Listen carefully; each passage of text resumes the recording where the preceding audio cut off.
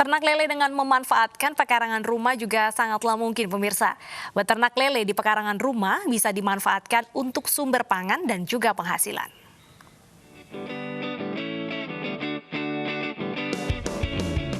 Di masa pandemi COVID-19, dampak resesi ekonomi dirasakan sebagian besar masyarakat. Warga dituntut untuk bisa memanfaatkan apa yang ia miliki. Berternak ikan lele di pekarangan rumah bisa menjadi solusi untuk mendapatkan penghasilan di tengah pandemi. Seperti Uung Gantira yang bergelut di dunia budidaya lele sejak 3 tahun lalu. Selain dijual segar, ikan lele miliknya juga dijadikan produk siap goreng. Dari satu kolam, kini ia telah memiliki 12 kolam lele. Saat panen tiba, Uung bisa menghasilkan 32 kg ikan lele yang ia pasarkan melalui media sosial. Dan untuk mengetahui bagaimana cara menghasilkan uang dari budidaya lele di pekarangan rumah, kami sudah terhubung dengan Gebi Natasha di salah satu tempat budidaya lele di kawasan Bogor, Jawa Barat. Selamat sore, Gebi. Boleh ditunjukkan kepada kami semua bagaimana sih cara budidaya lele yang tepat?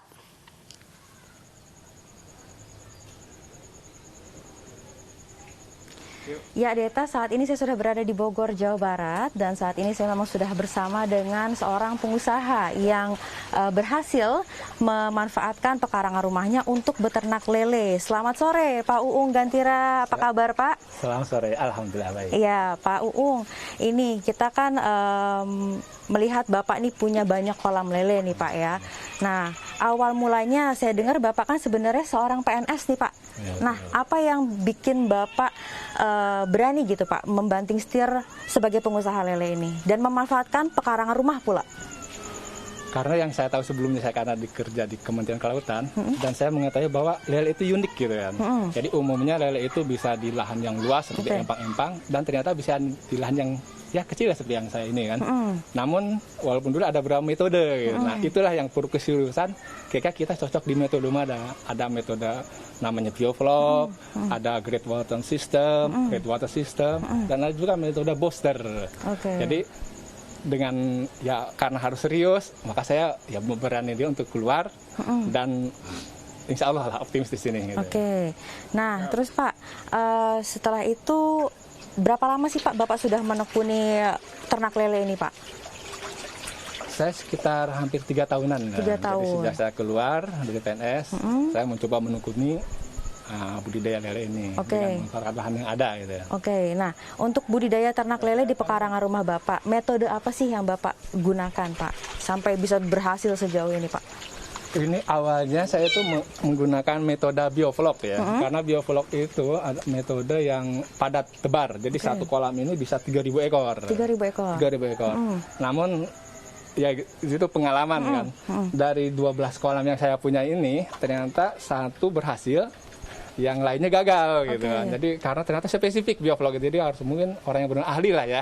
Akhirnya dengan melihat pengalaman yang ada, akhirnya saya menggunakan ganti sistem booster. Jadi sistem booster itu jadi setiap 2 hari sekali airnya diturunkan dan ganti air yang baru lagi. Dan green water system juga gitu kan. Jadi ini airnya hijau gitu. Ternyata untuk lele itu yang pengalaman saya gitu ya, yang paling bagus itu airnya hijau gitu kan. Diusahakan gimana hijau gitu. Nah, kemudian setelah menemukan metode yang tepat nih Pak, nah apakah masih menemukan kendala Pak selama berternak lele sejauh ini Pak? Apa saja sih Pak kendalanya?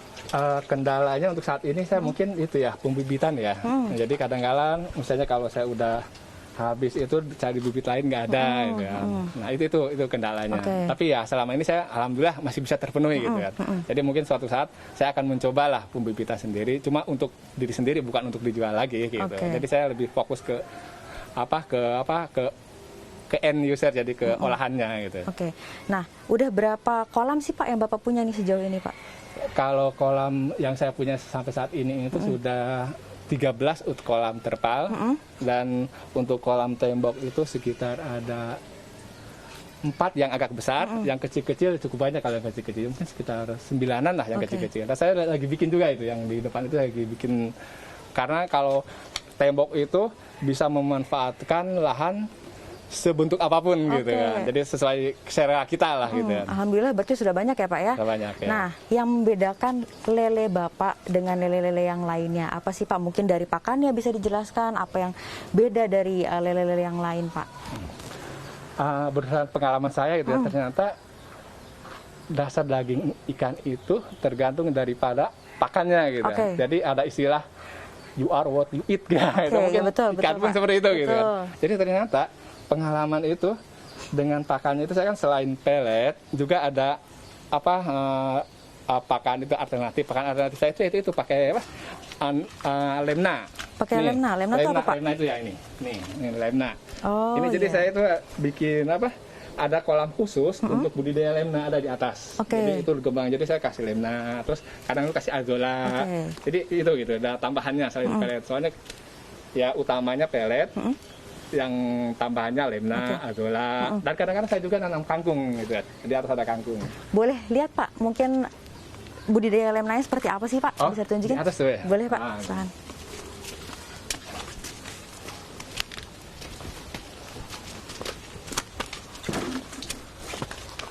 Nah ini kolam khusus untuk budaya lemna.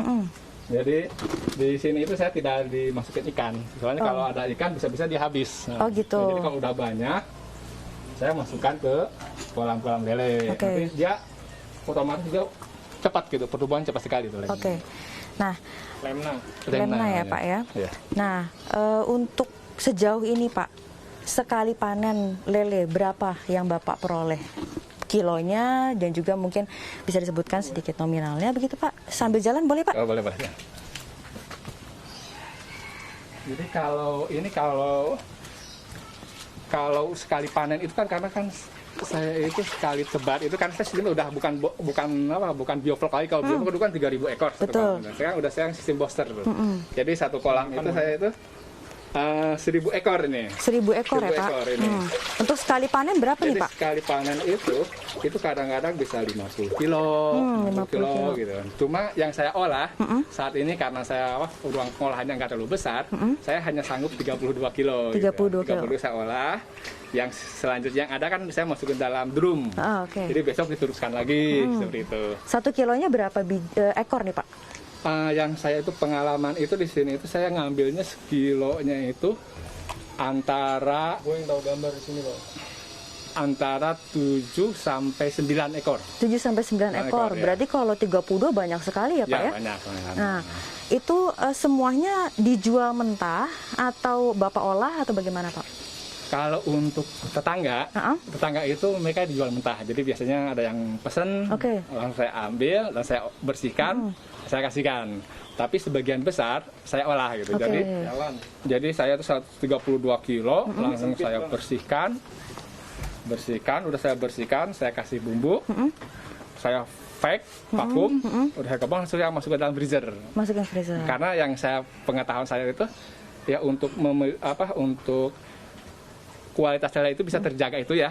Menurut saya itu ada 3 gitu yang saya tahu gitu. Yang pertama itu biarkan lele dalam keadaan hidup. Jadi seperti untuk hidup ya kalau ada yang pesan ambil kan, segar kan.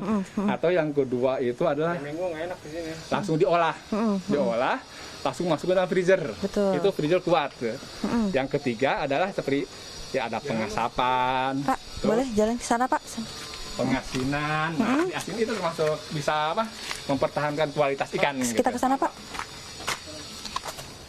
Kita sambil lihat-lihat Bapak, biar kelihatan berapa banyak sih Pak kolam yang Bapak miliki. Nah, terus kalau Bapak untuk penjualannya sendiri per bungkusnya yang sudah dijadi itu berapa Bapak jualnya Pak? Atau per kilonya yang mentah Bapak jual berapa? Kalau saya itu kan jualnya itu ke end user ya. Beda kalau orang yang jual ke pengepul kan berbeda gitu. Jadi kalau saya itu sistemnya ke end user. Jadi kalau untuk mentah saya 25 kilo. Sedang itu yang mentah. Terus kalau yang bumbu juga 25, cuma netonya berbeda. Kalau netonya itu kalau dari ikan segar dari 700 gram. 700 gram. Gitu. Nah, ini Pak, mungkin sekarang kan sedang masa pandemi nih Pak. Untuk penjualan sendiri berpengaruh nggak sih Pak? Pengalaman saya itu, alhamdulillah ya, sejak pandemi ini malah meningkat ya. Meningkat ya Pak ya? Karena mungkin Ya mungkin karena orang lebih banyak di rumah dan apalagi saya itu kan bisa online kan, saya ada di jaringan sosial dan sebetulnya boleh nggak boleh ya. Oke, itu tuh lewat teman. Sekarang lah zaman grup-grup WA, Facebook gitu kan. Itu tuh berarti justru meningkat ya Pak ya? Meningkat gitu ya, betul. Ya, demikian Deta laporan kami dari Bogor, Jawa Barat bersama dengan Pak Uung Gantira. Kembali ke studio.